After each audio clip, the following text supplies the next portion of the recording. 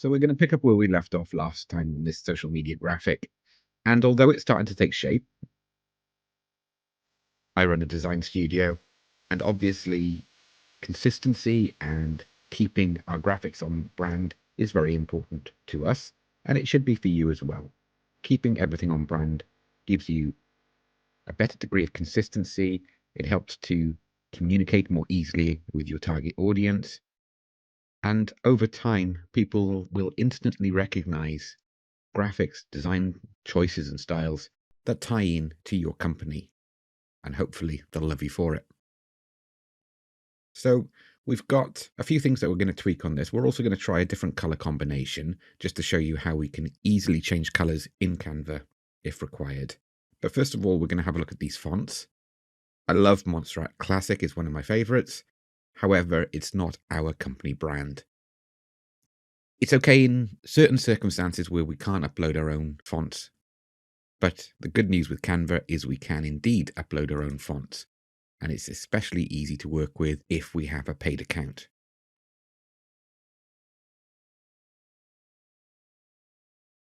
Because I've got a brand toolkit uploaded, we've got a series of options that we can choose from, and our own fonts appear towards the top in recently used, or under this brand fonts selection here. So we tend to use Halish for our headings, and we've got two versions uploaded, although I could add additional fonts should I want to. So we've got a black font, which is a little bit chunkier, or we've got a slightly more streamlined bold option. We also then use Aramo for our paragraph. Aramo is a Google font, I believe, so that's readily available. Haliss is one we purchased because, again, we wanted a font that is closer tied to our brand, and we didn't want to make our own font, and we didn't want to use something from Google Fonts, mainly because the amount that they used, especially something like Montserrat Classic. I've added the font in, and we can see now that to get it to fit within this frame width, it's expanded on to an extra line, and the coming soon is just overlapping. So what we want to do is just decrease the font size down until it fits in again. We can deselect container to see how that's looking. We could say, yeah, we're quite happy with that, although we now have a slightly bigger gap above this text than we do below. So when we're working with templates, this is a common occurrence. The moment we change a font, that we change what we're looking to achieve slightly, it can really throw a template out. So we then have to continually adjust every time we change a font. Less so with colors, obviously, but even then when we change one color, we may then have to carry through and change multiple colors to get the desired effect. I'm now selecting the paragraph font, and it's Open Sans. Again, nothing wrong with Open Sans, but we use Aramo as our paragraph font. And again, we can see that the alignment isn't perfect. We really want the Pixelhaze Academy to be on the same line, or make it larger so that the more information drops down below. So again, I'm going to highlight that text. We're going to try it larger first. So there's nothing wrong with that. We know that's an option.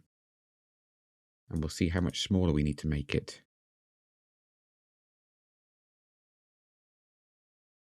I actually quite like it with smaller font size, but that's a personal choice.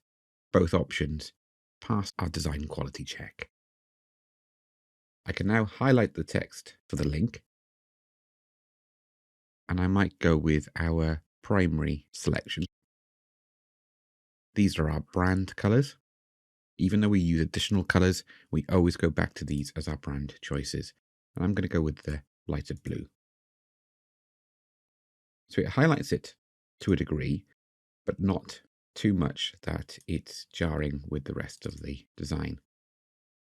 Alternatively, we could use our tertiary font color, tertiary palette color, should I say, yellow. Both work. I'm going to go with yellow, and I might even adjust this arrow to yellow as well. What we can see here actually is this has been created using multiple shapes, which is quite clever. You can see that there's a line, or 3 lines creating the arrow, and then a separate shape creating the circle. So how do we work with this? We can right click and then select ungroup, and now we're back to individual shapes. And having a color palette on here, again on the paid option, just speeds up this process. However, my recommendation for whether you go with the paid version really depends on how much you're going to use Canva. If you use it a lot, it's well worth the cost, because it makes your job designing that much easier again. Okay, so I've changed the colors for all of those elements. I can now highlight over them, again right click and group them. Control and G or Command and G on a Mac will achieve the same outcome. And now this is starting to come closer to our brand. I'm not going to change this font here because we're just going to get rid of it completely. We've already got the website address in the paragraph. So again, right click and group, or Control Shift and G. I'm going to select the text block and just press the delete button.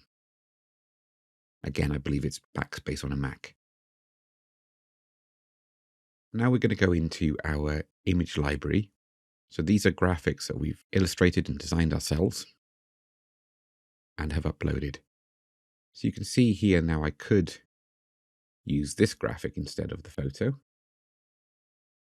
But we're going to change it up in this particular design, and we've used this one quite a bit on a lot of our course material. So it's nice to have a photo in instead. So we're going to keep that in place.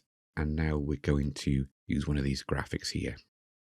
So I've got lots of versions of our studio brand, Pixelhaze. And I've got a blue version of the Pixelhaze Academy logo. So I could either drop that in, and what I need to do is actually upload multiple color versions in all of our brand colors. So that would be the light blue, the navy blue, yellow, and white. And then I have them in multiple styles then that I can use depending on the graphic. When you upload PNG files, which is how these are created, we can't actually change the colors. So a lot of graphics that have been added in, like the Canva logo, we could indeed change the colors. And I might decide to do that. Technically, you shouldn't be changing other brand colors, but I want Canva to be secondary to our own brand. So a slight adjustment to bring the Canva circle into our brand could work quite nicely. Just don't tell them I did that. We've got our logo in here. We could say we're done and dusted with that effect. But what I want to actually try to achieve is see if we can get this and try it in a different color scheme. First of all, I'm going to duplicate the page instead of add a new blank page, because I don't know yet whether I want to go with this option or to go with our alternative option. So by duplicating, I can get those 2 options available that I can compare against. And now I'm going to get rid of that Pixelhaze Academy logo. But before I do that, I might put the new one in place. So this is the conundrum I have, but thankfully it's easy to fix. I've got a white version of the Pixelhaze Academy logo, but it's part of this longer graphic. So if I double click on it, I'll try that again. I actually don't need to double click on it. Apologies for that. I can just click and drag the left or right handle to crop off the part of the image that I don't need. So it saved me having to go through the process of recreating a new graphic, in this case in Adobe Illustrator, and then re-uploading it. I could just add that in. I want it roughly in the same place. It's a little bit larger, but I'm not worried about that. And I'm holding Shift now on the keyboard and then using the up arrow key.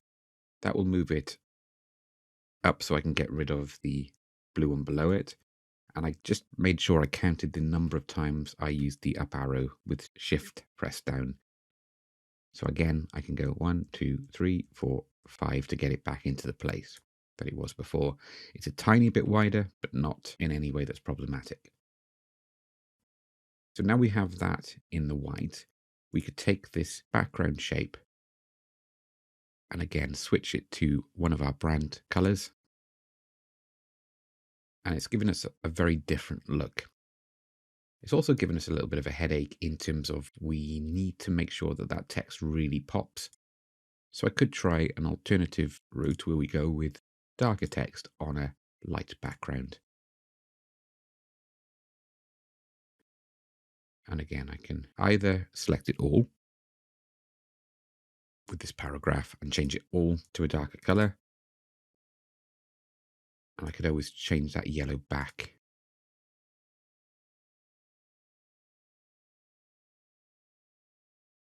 Not really doing much for me in that yellow. It's getting a little washed out. Also for accessibility, it's not the best. So what I'm going to do on this one to get around that issue is I'm going to underline it.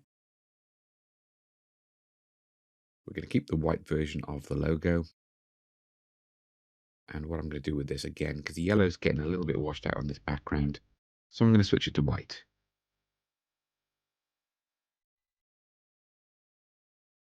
And there we go. We now have two variations of this graphic, and both are perfectly on brand, and we're ready to post these.